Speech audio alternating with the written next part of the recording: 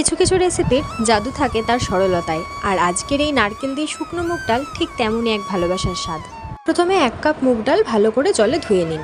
এরপর পরিমাণ মতন জল, স্বাদ মতন লবণ, সামান্য চিনি আর একটি কাঁচা লঙ্কা আর অল্প একটু সর্ষের তেল দিয়ে ডালটাকে 70 থেকে 80% সেদ্ধ করে নিন।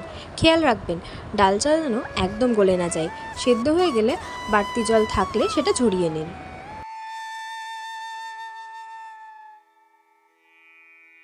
এরপর আবারও কড়াইতে সর্ষের তেল গরম করে একটা শুকনো লঙ্কা ফোড়ন দিন।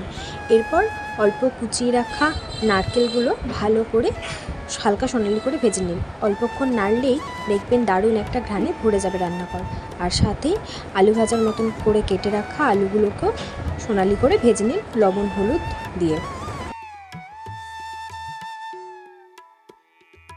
আলু আর নারকেল ভাজা হয়ে গেলে এরপরে যোগ করুন সেদ্ধ করে রাখা সেই মুগ ডাল।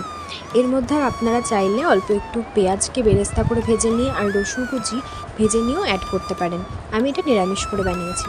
এরপর ডালটা ভালো করে মিশিয়ে নিন। প্রয়োজন পড়লে স্বাদ অনুযায়ী লবণ মিষ্টি নিয়ে ব্যালেন্স করে দিন। সবশেষে গ্যাস বন্ধ করে ওপর থেকে ছড়িয়ে দিন 1 চা চামচ কাঁচা সর্ষের তেল। এই ছোট্ট টাচটাই রেসিপিটাকে অন্য মাত্রায় এনে দেবে। গরম গরম ভাতের সাথে পরিবেশন করুন আর উপভোগ করুন একেবারে ঘরোয়া বাঙালিয়ানার স্বাদ। এমন আরও সহজ, সুস্বাদু আর মন ছুঁয়ে যাওয়া রেসিপি পেতে দ্য ফুডি ইঞ্জিনিয়ারকে সাবস্ক্রাইব করতে ভুলবেন না। আবার দেখা হচ্ছে নতুন একটি রেসিপিতে।